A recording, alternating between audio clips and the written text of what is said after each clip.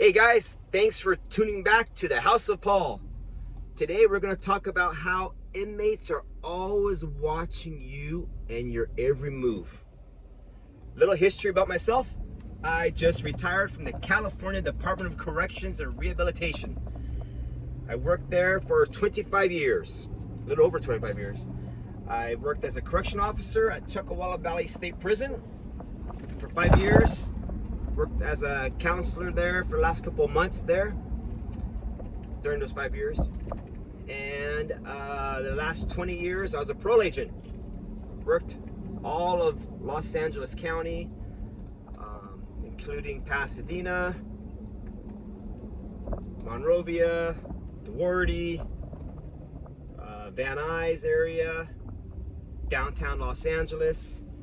Then made my way to the Riverside County Parole Office, where I supervised sex offenders for the last 5 or so years. Okay, we're going to talk about how inmates are always watching.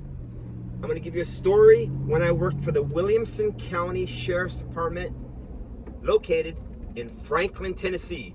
Yes, I worked out of state. This is before CDC. So I got hired in 98. So this is probably actually 1994 to 1995. I was there just about a year. So I remember an inmate telling me, "Hey Silva, you did karate?"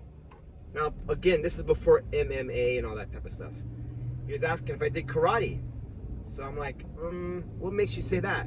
He's like, well, I noticed how you stand when you talk to us, kind of like at an angle, so it looks like you're ready for like a karate move.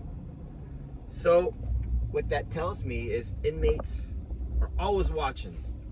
And of course, that stance is your interview stance, like your field interview stance, your strong leg behind you. So inmates are always watching your every move. They know your good days, they know your bad days.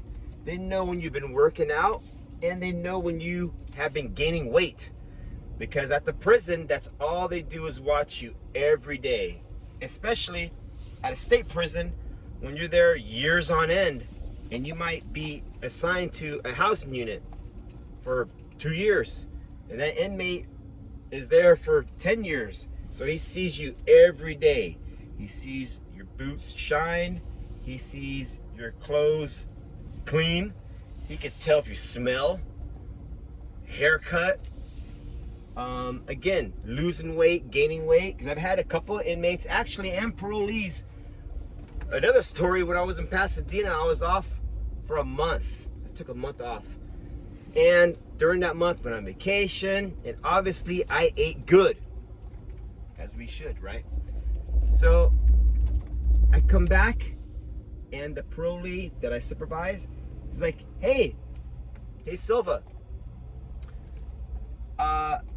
you've been putting on a little weight. So I'm like, what's this guy talking about? Sure as shit, went home, weighed myself. I did gain some weight. So inmates are always watching. They're gonna be the first ones to tell you, because they have nothing to gain or lose. So again, inmates are always watching. So at the prison, and if you're a parole agent, always conduct yourself with professionalism, and just, you're in a fishbowl. I remember when I was at the San Bernardino Sheriff's Academy. Yes, I did graduate from the San Bernardino Sheriff's Academy, class 115. That was the full basic, full stress academy back then, and that was in 1994. Anyhow, I remember one of the tactical sergeants saying, you're always in a fishbowl, especially in uniform. Now as an agent, no one's really looking at you, but the parolees are always seeing you. When you do your home visits, the family is gonna say, hey, notice you're looking either tan. If they see any tattoos on you, you got a tattoo, or anything like that. So you're always in a fishbowl. So again, keep that in mind. This is for the young officers and young agents coming up. You're always in a fishbowl, and just to conduct yourself that way in the highest professional manner. Alrighty guys, hopefully this video taught you at least one thing. And if you find this interesting or entertaining, consider subscribing, hit that notification bell. Thank you very much, and we'll talk to you guys soon. Be safe out there.